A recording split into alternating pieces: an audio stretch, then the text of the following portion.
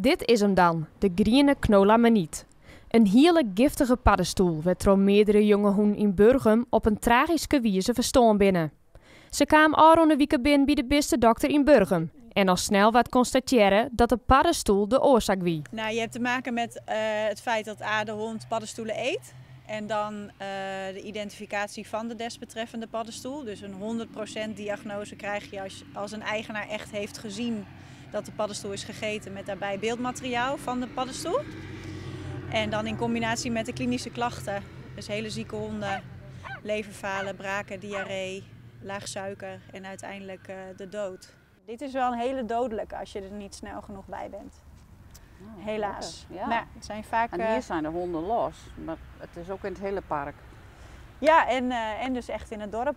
In het dorp ook. Vooral onder die bomen. Van paddenstoelen of zo heb ik niks jet. Wel dat er hondjes ziek waren en ik net dat ze overleden waren. Dat heb ik net jet. Nee. Wel een verschijnen die ziek waren, dat wil je. En wij waren bang dat er ergens in een gifdeadline hier, omdat het toch wel verschillende hondjes ziek was. Hoewel de help spietig genoeg voor een aantal hoen te let kwam, had de beste dokter nog wel een aantal belangrijke tips als er een vermoeden is dat een hoen de groene knolameniet opfretten had. Stel je hond heeft ze gegeten, dan zou ik de paddenstoel plukken. Ja? Of een foto ervan maken van zowel de bovenkant, de onderkant en de steel.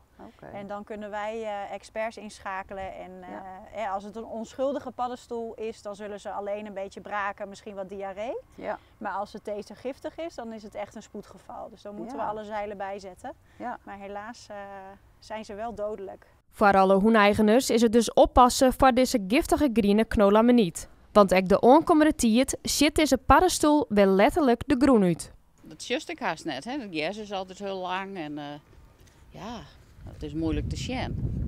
Vaak bij schrek te let, dan hebben ze de bekker al op. En dan, ja, hebben ze het al op. De gemeente Tietjextra Deal is botskrokken over het nijs dat een peerhoen verstoren binnen. Op dit stuit zie je ze uit wat er krekt onderhaan is.